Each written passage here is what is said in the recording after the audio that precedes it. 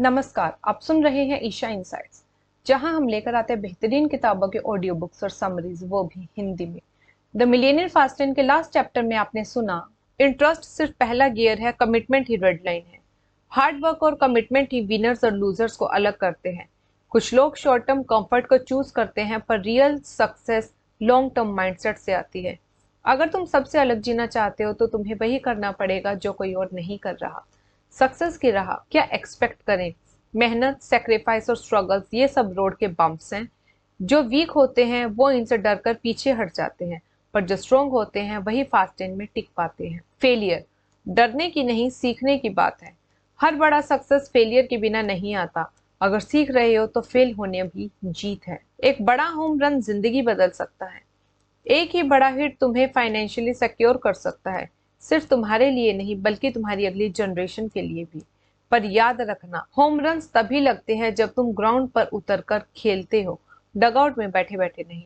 Risk को समझो, मोरोनिक risk बेशुमार नुकसान और छोटी सी जीत, इंटेलिजेंट रिस्क बेशुमार फायदे और छोटा रिस्क। परफेक्ट टाइमिंग का कोई मतलब नहीं, समडे का वेट करना सिर्फ वक्त बर्बाद करना है। जो आज एक्शन लेते हैं वही आगे बढ़ते हैं। बस अब और इंतजार नहीं, फास्ट लेन पर चढ़ जाओ और एक्सेलरेटर दबा दो। तो चलिए अब हम चलते हैं अपने नेक्स्ट पार्ट की तरफ, part 7, the road to wealth, chapter 29, जो है the right road routes to wealth. The right road routes to wealth. He who chooses the beginning of the road chooses the place it leads to. It is the means that determines the end. Henry Emerson Fosdick. जो शुरुआत का रास्ता चुनते हैं वही उनकी मंजिल का फैसला करता है। सफर का तरीका ही अंजाम तय करता है। क्या तुम्हारी दौलत की राह एक डेड एंड है? तुम्हारी रोड टू वेल्थ का मतलब है तुम्हारा करियर या बिजनेस का रास्ता। अगर तुम स्लो लेनर हो तो तुम्हारी रोड तुम्हारी नौकरी है, doctor, lawyer, engineer, salesman, hairdresser या पायलट। अगर तुम फास्ट लेनर हो तो तुम्हारे रोड एक बिजनेस है, जैसे internet entrepreneur, real estate investor, author या इन्वेंटर। तुम्हारे रोड वेल्थ तक पहुंचने का जरिया होना चाहिए, लेकिन ज्यादातर नौकरियां इस रास्ते पर नहीं जा सकती क्योंकि उनमें एक मैथमेटिकल लिमिटेशन होती है। हैरानी की बात यह है कि ज्यादातर बिजनेसेस भी इस रास्ते पर नहीं जा पाते। अगर एक रोड शिकागो से शुरू होकर ईस्ट की तरफ जाए तो वो कभी लास वेगास नहीं पहुंच सकती, वो एक डेड एंड है। अगर तुम एक गलत बिजनेस रोड पर हो तो स्टीयरिंग व्हील यूज करो और कोर्स करेक्शन लो। रोड एग्जिट करो, टर्न लो या वापस मुड़ जाओ। ये दिक्कत हजारों बिजनेस ओनर्स के साथ होती है। वो गलत रास्ते पर चलते रहते हैं और फिर हैरान होते हैं कि दौलत उनसे दूर क्यों है। 8 घंटे की नौकरी से बचने के बजाय वो 12 घंटे की दुकान संभालते हैं। सरोगेसी ऑफ अ सिस्टम का फायदा लेने के बजाय अपना वक्त पैसों के बदले बेच देते हैं। 5 दिन काम करने के बदले 2 दिन छुट्टी लेने के बजाय 6 दिन काम करते हैं और फिर पूरे 7 दिन बिना ब्रेक के। अगर तुम फास्ट एंड फिलोसफी फॉलो करके सिर्फ एक लेमनेड स्टैंड शुरू कर रहे हो सिर्फ इसलिए क्योंकि किसी ने कहा बिजनेस शुरू करो, तो मैंने फेल कर दिया, क्योंकि वो रोड वेल्थ तक नहीं ले जा सकता। सही रोड वो है जो दौलत की तरफ ले जाए। कैसे? तुम्हारी रोड लॉ ऑफ इफेक्शन से गुजरना जरूरी है। इफेक्शन की राह, 5 fast and commandments. Law of affection कहता है कि अगर तुम्हें मिलियंस कमाने हैं तो तुम्हें मिलियंस को इम्पैक्ट करना होगा। अब तुम मिलियंस को कैसे इम्पैक्ट कर सकते हो?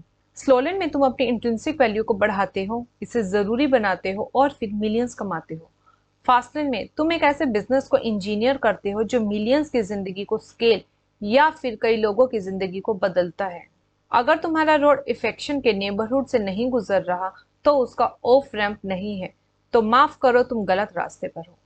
फास्ट एंड वेल्थ इक्वेशन का पावर तभी इग्नाइट होता है जब तुम एक ऐसा बिजनेस शुरू करते हो जो लॉ ऑफ इफेक्शन को ड्राइव करता है।